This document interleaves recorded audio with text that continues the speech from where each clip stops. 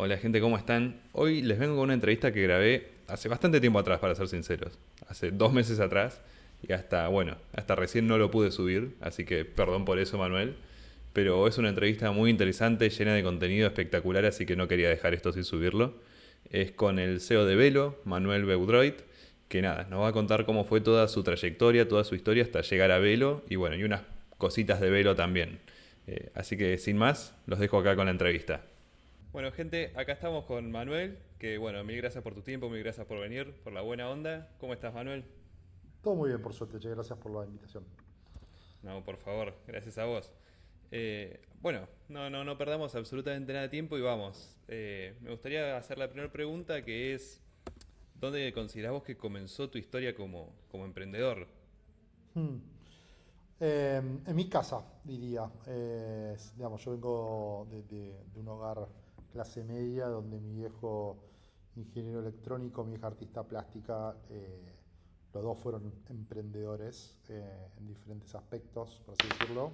Entonces, como que siempre mamé esa cosa de, bueno, ser un poco dueño de tu propio destino, ¿no? Que no significa que no haya tenido, digamos, un trabajo en relación de dependencia, simplemente eso lo tomé como una inversión en mi educación, ¿no? En sumar herramientas, en aprender de gente que, bueno, que claramente quizás tuvo otras experiencias y me parecía valioso, pero sabía desde muy chico que quería ser emprendedor, ser independiente, ¿no? Como quizás lo llamaba antes. Está perfecto, está genial. Y bueno, y hablando a ver un poco de esto de tu carrera profesional, ¿cómo fueron tus comienzos? ¿Qué fue como qué arrancaste haciendo?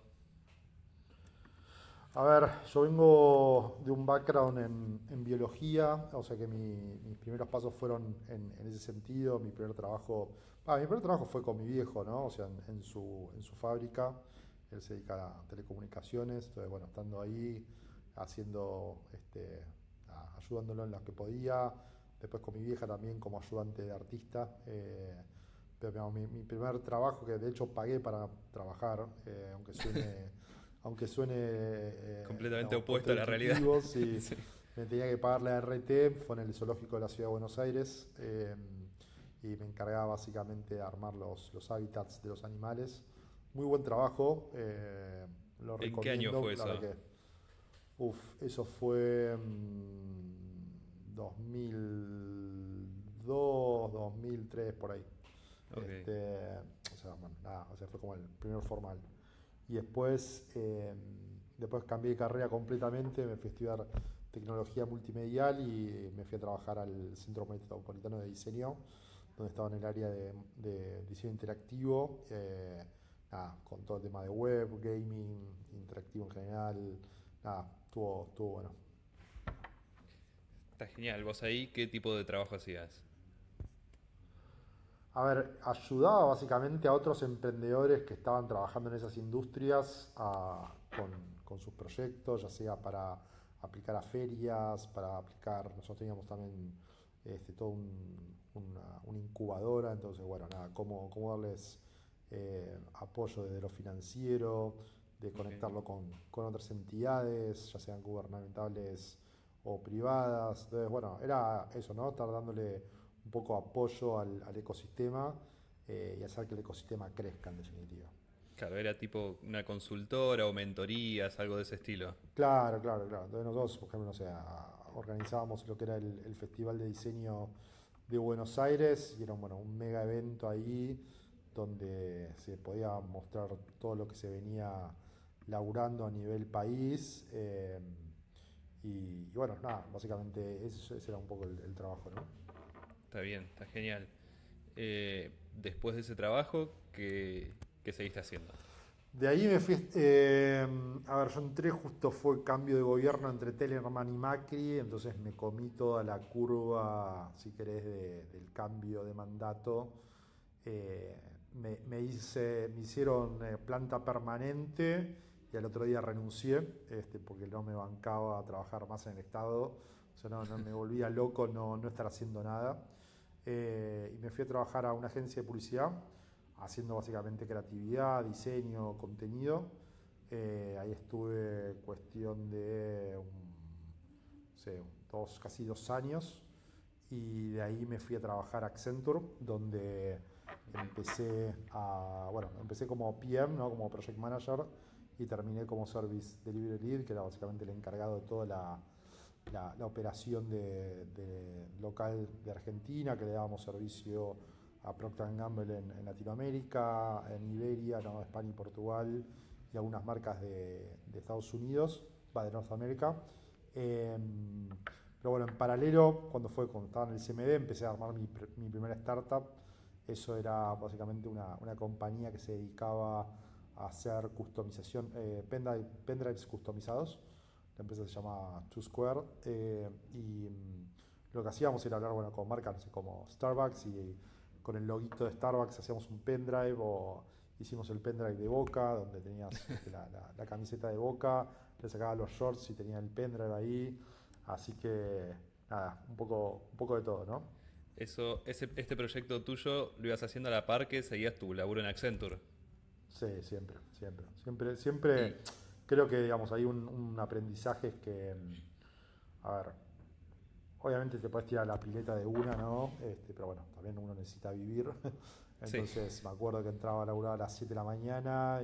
Bueno, el caso de Chuscore es diferente porque fue mientras estaba estudiando y trabajando, pero ya cuando me empecé a meter más en emprendimientos de tecnología, sí, o sea, empezaba a laburar a las 7 de la mañana hasta las 5, y de 5 a 2 de la mañana seguía trabajando, y así todos los días. Y bueno, nada, obviamente no claro, es sostenible en el tiempo, pero bueno, era la única forma que tenía para poder hacer lo que quería hacer, en definitiva, ¿no? claro.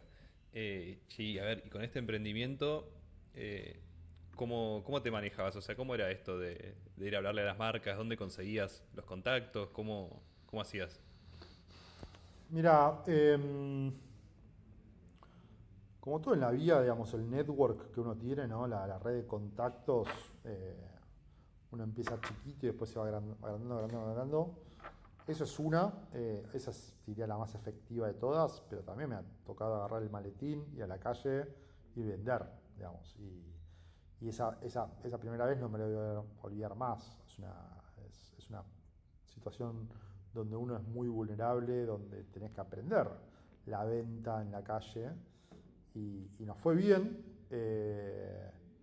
pero bueno, cagó hasta las patas, ¿no? Y un poco ahí también con este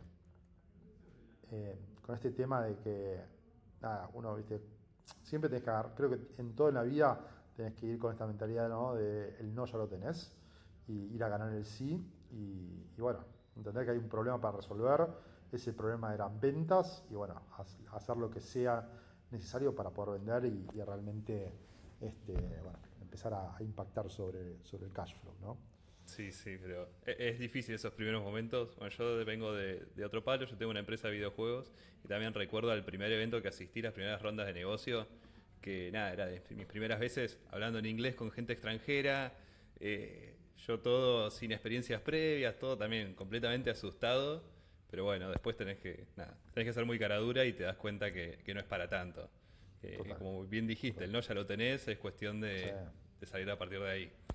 No, y también de entender digamos, acá nadie le está haciendo un favor a nadie, es una relación comercial, ¿no? Entonces, Claro. salir nada,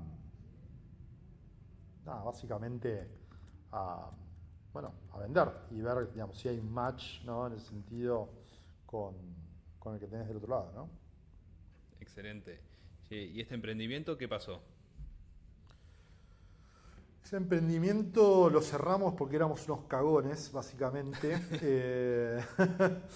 Sí, yo creo que, digamos, a ver, hay momentos de las empresas donde uno tiene que pegar un salto, y ese salto fue justamente salir a venderle a Megatone, perdón, a Boca, y había que hacer una inversión, como que te diga, de $10.000 que no teníamos.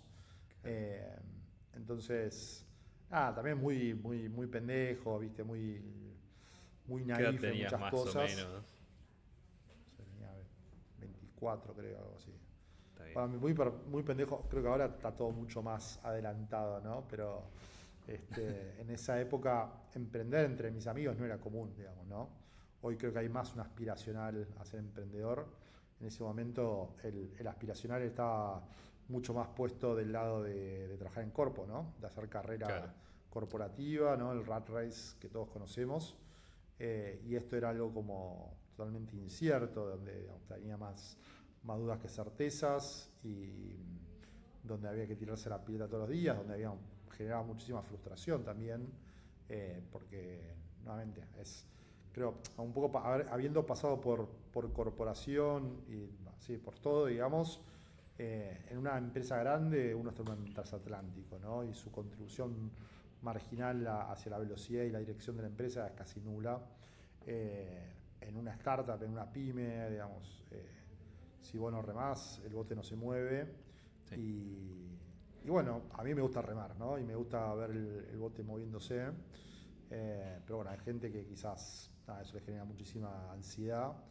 Entonces, como que creo que también ahí es importante entender que, bueno, hay gente que está preparada o diseñada para un tipo de laburo y hay otra gente que no.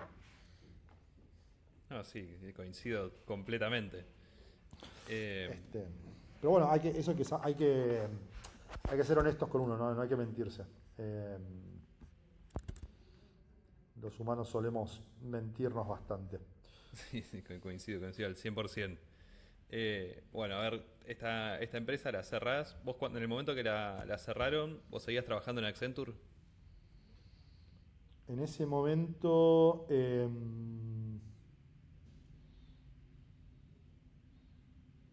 no, eso fue pre-Accenture, de ahí me fui a trabajar a Accenture. Entonces fue como, Ah, ok, ok. estaba justo en la agencia y ahí ya sí, me estaba pasando para Accenture, básicamente. Ok, perfecto, perfecto, más claro.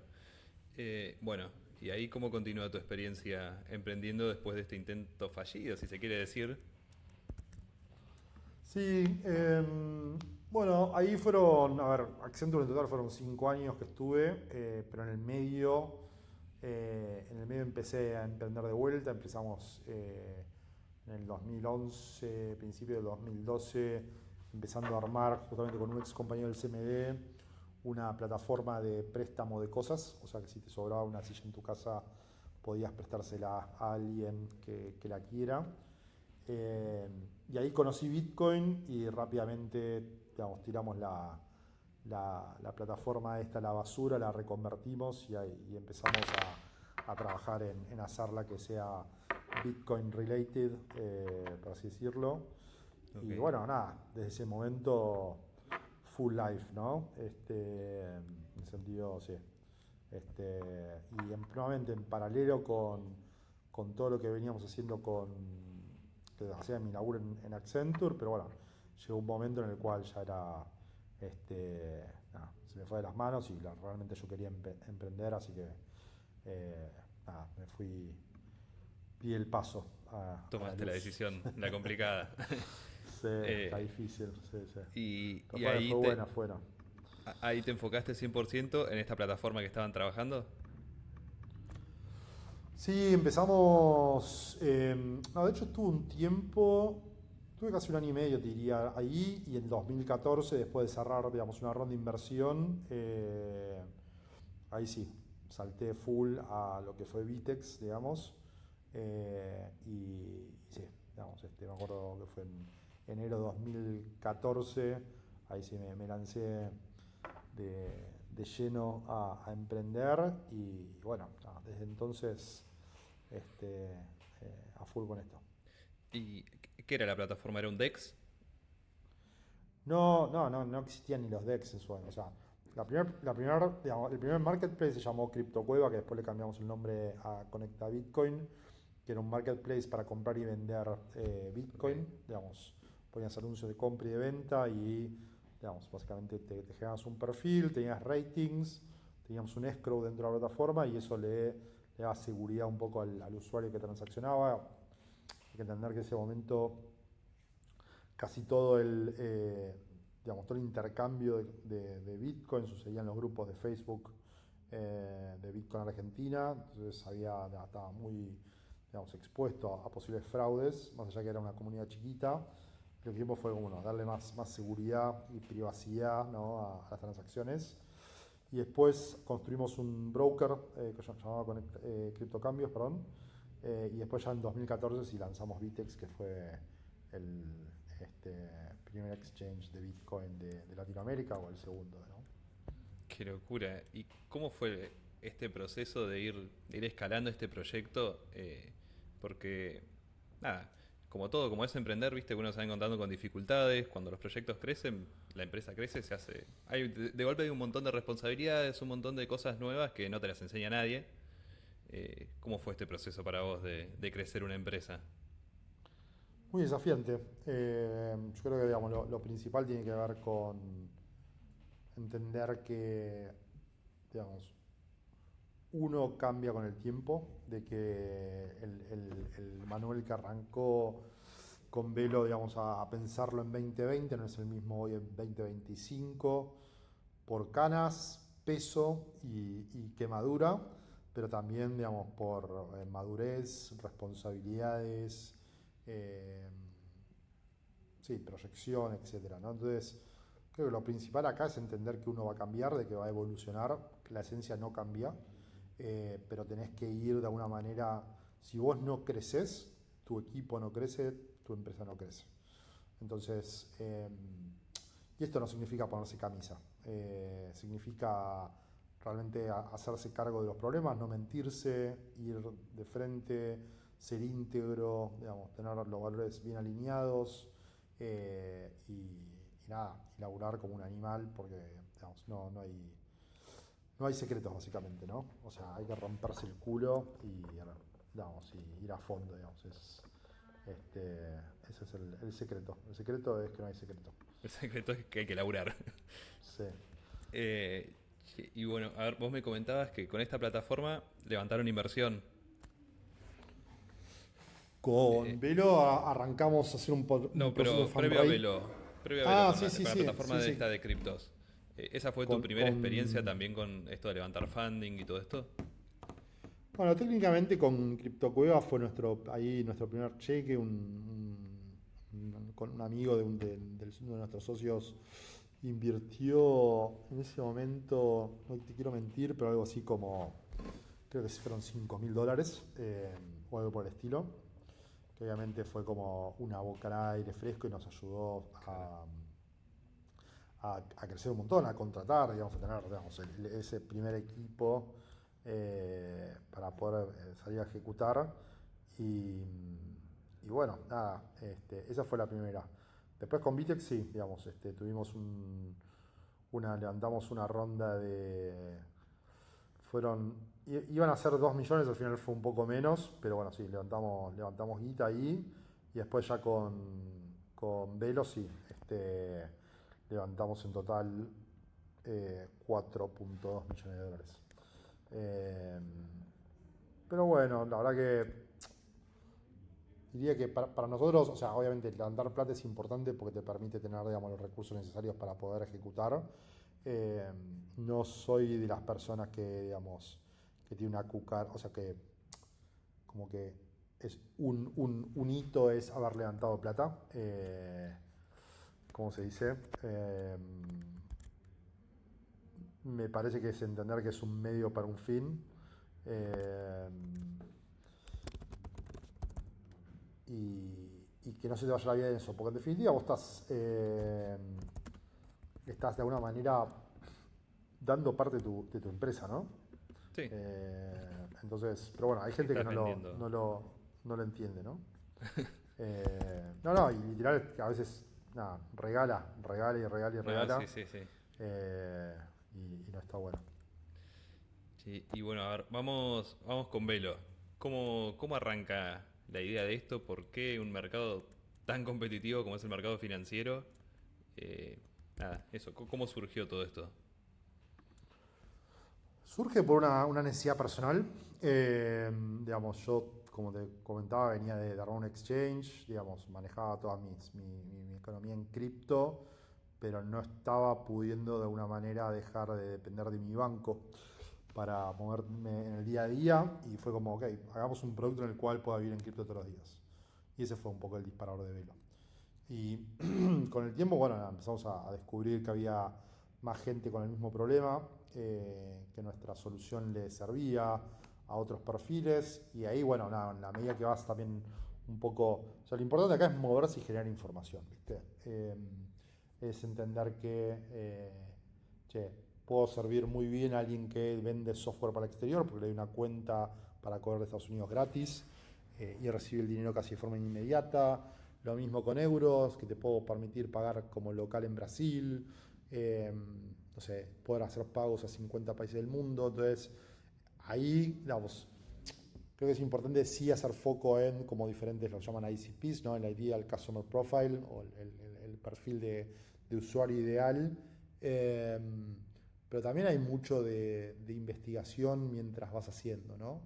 Eh, Obviamente, a ver, el ICP surge como producto también de transaccionar, ¿no? Digamos, porque uno cuando arranca tiene una hipótesis y esa hipótesis tiene que probarla, ¿no? Yo creo que eso es lo más importante, ¿no? Y perdón, hacerlo lo más rápido posible, ¿no? O sea, esto de la hipótesis, digamos, cómo con un experimento súper barato puedes realmente salir a hacer el check ahí que es por ese lado, ¿no? Sí, sí, yo hace poco estaba viendo una charla de Y Combinator que hablaban un poco de esto, que nada, ellos decían como el mensaje, si vos no podés probar tu MVP o tu producto más básico en unos 2, 3 meses de desarrollo y le estás mandando demasiado. Sí, sí. Eh, Sí, y también el tema de a veces como la calidad, ¿no? O sea, creo que a veces como que no le ponemos una vara muy alta a no tiene que ser perfecto. Y hay cosas que no tienen que ser perfectas, tienen que cumplir la tarea, ¿no?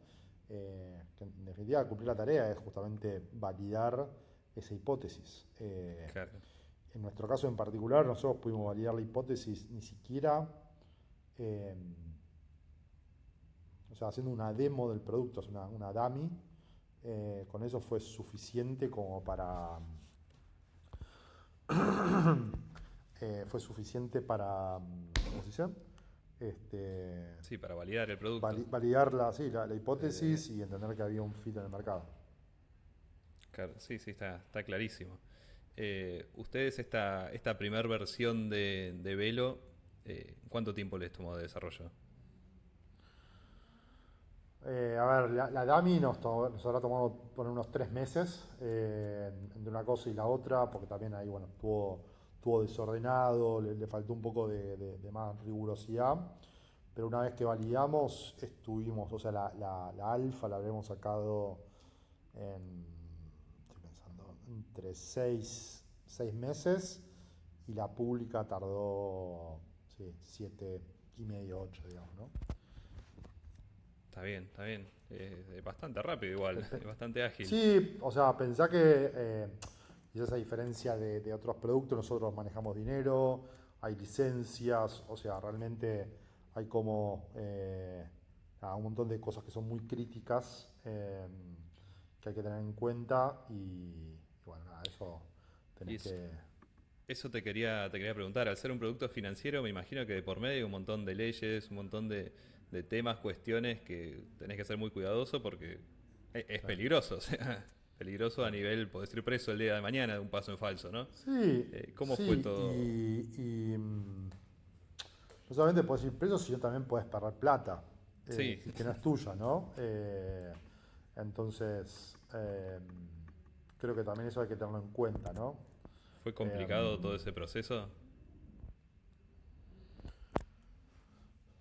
a ver, complicado creo no es la palabra, es tedioso. Claro. Eh, yo creo que, a ver, la regulación y las leyes deberían ser mucho más como, deberían estar libres de interpretación, por así decirlo, ¿no? Claro. Debería ser mucho más, ¿cómo se dice esto? Digamos, binario en algún punto. Y el problema con la regulación y sobre todo quizás cuando tenés un gobierno que justamente no promueve la innovación, todo lo contrario, te deja espacios donde no tenés certezas y eso, digamos, genera interpretaciones que pueden no ser las correctas, ¿no? Y quizás el impacto no se genera de forma inmediata, sino después de varios ciclos. Entonces,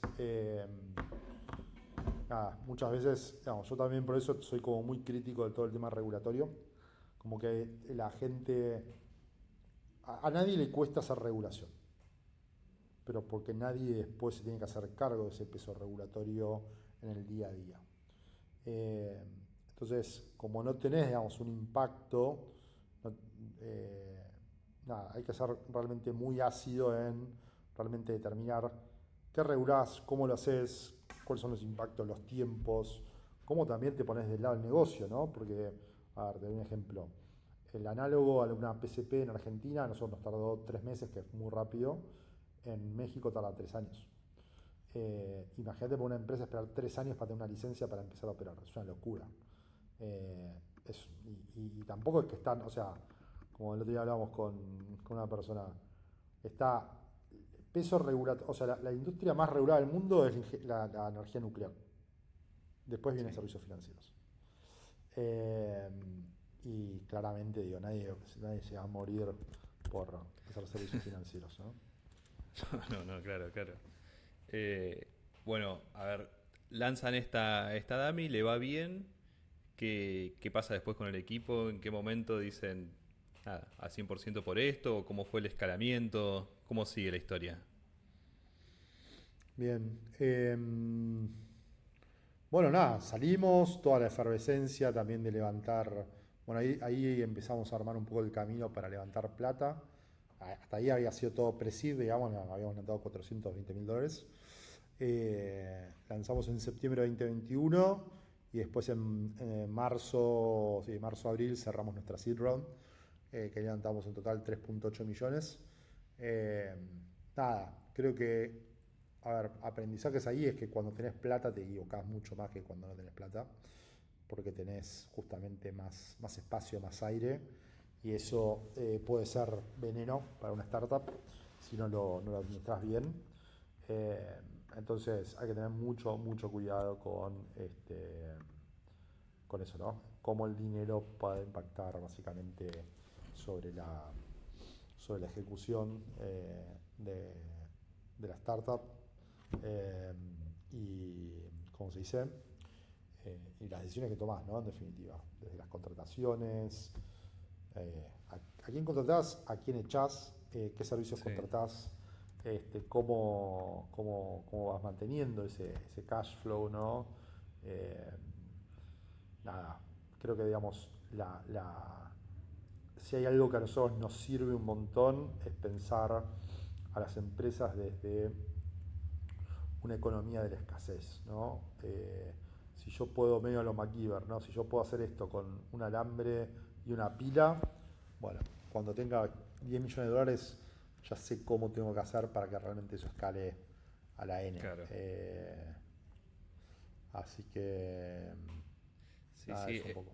Es complicado. A nosotros, bueno, a nuestra empresa también nos pasó algo que tuvimos un producto que tuvo bastante éxito, un juego de celular que le fue bastante bien y de golpe nos encontramos con un cash flow mucho más grande del que veníamos acostumbrados, así medio de un mes para el otro, digamos.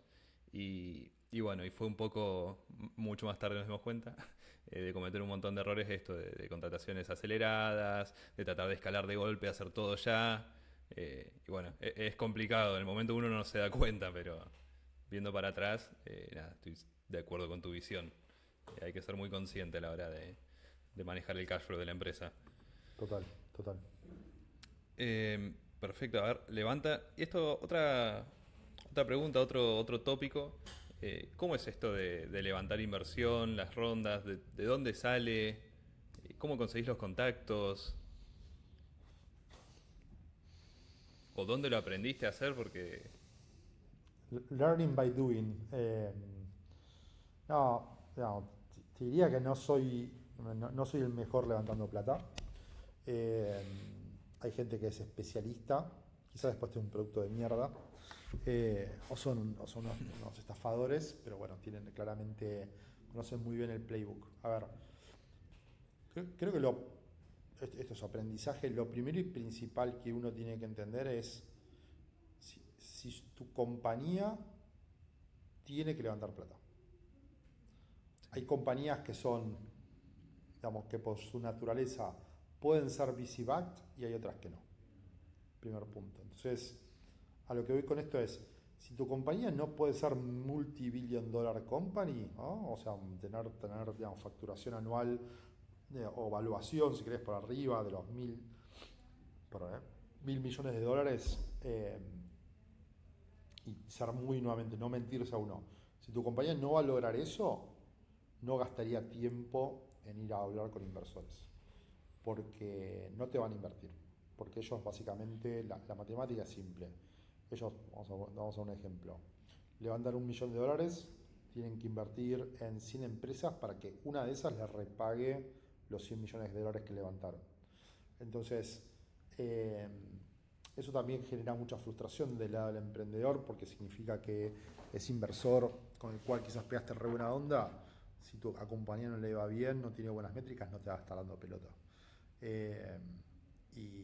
Y eso, nada, es duro, ¿no? O sea, es parte, digamos, de la matemática del inversor, pero bueno, a veces es un trago difícil de tragar, ¿no?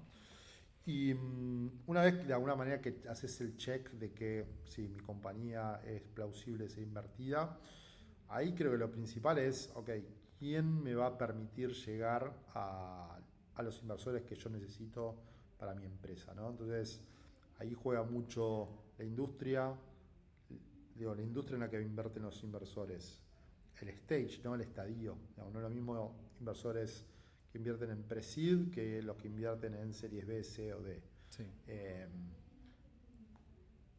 La región en la que invierten, los cheques que invierten, si el fondo tiene plata o no tiene plata, porque también, digamos, los fondos tienen una duración de en general 10 años, pero invierten sobre los primeros 5 años. Entonces, si vos estás hablando de un fondo que ya levantó su fondo, valga la redundancia, hace 7 años, posiblemente no sea el fondo ideal para que te invierta dinero, porque significa que en 3 años vos vas a tener que recuperarle ese dinero que ellos tienen como objetivo, ¿no? Entonces, hay un montón de nuances, si querés, de lo que es la tarea de hacer, ¿no?, levantamiento de capital. Hay un libro en particular que se llama Venture Deals, que te lo voy a compartir por acá. Venture Deals. Dale.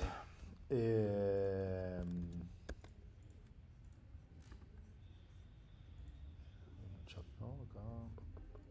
O si no, después me lo mandás, yo lo pongo acá en el video. No te preocupes. Bien, Ahí está.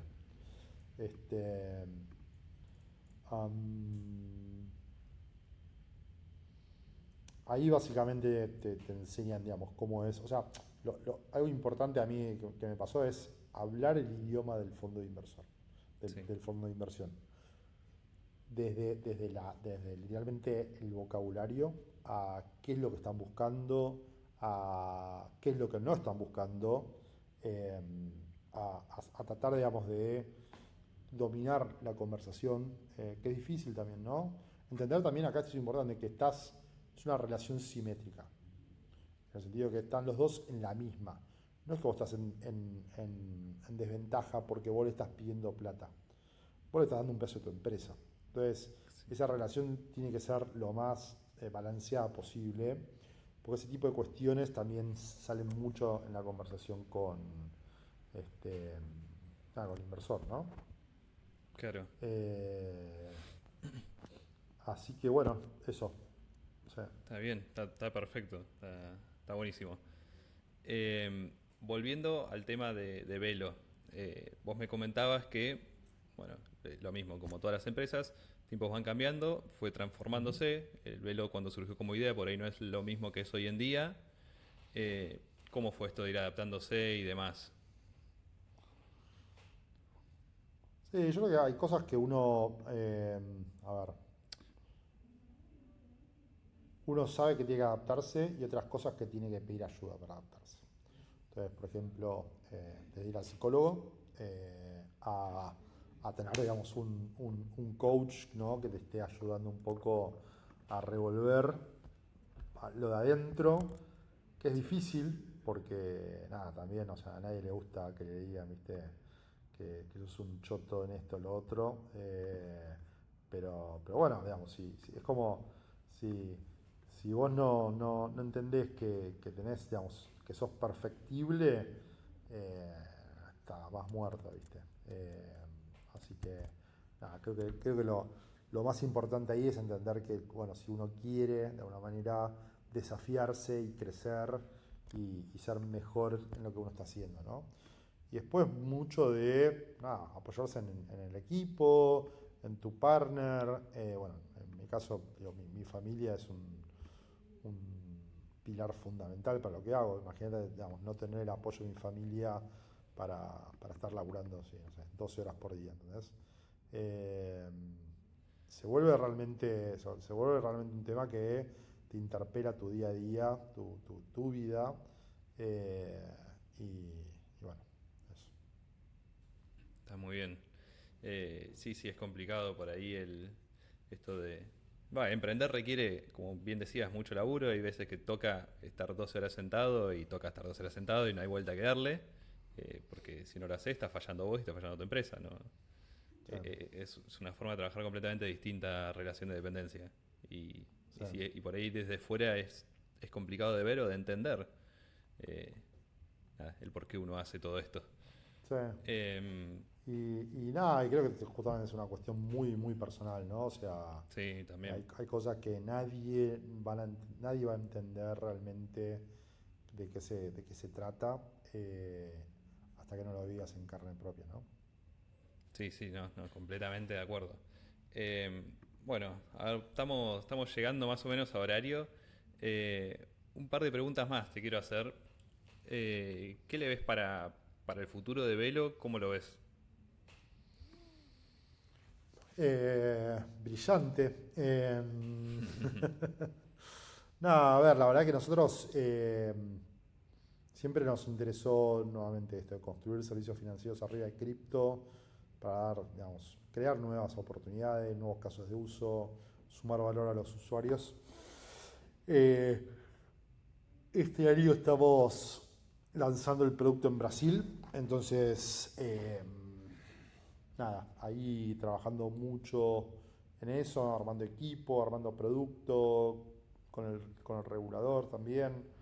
Sí. Eh, la verdad que es un laburo, nada, muy, digamos, muy desafiante que tenemos por delante, pero digamos, yo estoy muy manija con lo que se, con lo que se viene. Y nada, y también, bueno, trabajando mucho con el equipo, ¿no? O sea, para mí, lo importante ahí también es traer a la mejor gente, elevar la vara. eh, bueno, uno a veces arranca con lo que puede, pero después llega un momento en el cual, eh, nada, tiene que cambiar de caballo, ¿no? Es difícil, porque, bueno, quizás hay gente con la cual, viste, venís laburando hace 4 años y nada, es un tema, ¿no? Sí. Es un tema. Eh, ¿Te es difícil el delegar tareas? ¿Se te hace difícil a vos o no? eh, no, creo que no. Hay cosas en las cuales definitivamente me gusta meterme a fondo y no es micromanagement, sino que son como mi guilty pleasure, ¿no? Como, che, temas de producto, de distribución, me gusta meterme porque me interesa realmente el tema. Eh, Hago micromanagement o me meto en profundidad con algunos temas cuando realmente se necesita que lo haga. Pero yo, digamos, soy un ferviente creyente de la delegación, de la delegación bien hecha, ¿no? Digamos, no es simplemente te tiro te tiro el problema y manejate, sino realmente explicar, ayudar, ¿no? Darle también la contención y las herramientas para que la persona lo pueda hacer, ¿no? Está bien, está bien. No, yo te pregunto porque viste que es complicado por ahí cuando uno... Bueno, cuando estás arrancando a emprender, medio que es todo vos, haces todo vos, y de golpe cuando vas creciendo tenés que empezar a delegar tareas, y por ahí hay mucha gente Sí, que tipo, es complicado el que haya tareas que total. ya no dependen de mí o que ya no tengo tanto control sobre qué está pasando en cierta otra situación. Sí. Eh, nada, Sí, por creo, eso, creo que el tema está sobre todo en rodearte de gente que no... O sea, vos para poder delegar tienes que confiar, ¿no? Entonces, el problema es cuando te... Nada, elegiste mal a la persona, que te puede pasar, ¿viste? O sea, no es, este, nada, a veces como que, ¿viste? Es eh, como dice el dicho, conoces a la persona cuando te divorciás, ¿no? A tu pareja cuando te divorciás, y hay algo de eso, ¿no? O sea, a veces, ¿cómo se dice? Bueno, vos creés que era de cierta manera y terminó siendo de otra, y bueno, lamentablemente es así, ¿viste? ¿Cómo se dice? Pero bueno, yo qué sé, es Es parte lo que es. de la vida, ¿no? Sí, Sí, sí, sí, sí, sí, es lo que es. No se puede controlar eso. total. Eh, bueno, a ver, última pregunta que te voy a hacer es, si vos tuvieras que elegir una skill que decís que es indispensable a la hora de emprender, ¿qué dirías que es? Resiliencia, creatividad, high agency, cómo doblar la realidad para cumplir un poco el objetivo que tengas por delante, ¿no? Me parece que eso es fundamental. Y sí, digamos, o sea, tratar de también tener perspectiva, ¿no? A veces como que en el día a día hay días que es un bajón, que estás deprimido, pero bueno, Sí. nada, también es un sub y baja, ¿no? Emocionalmente tenés que estar bien, realmente, insisto que tenés que tener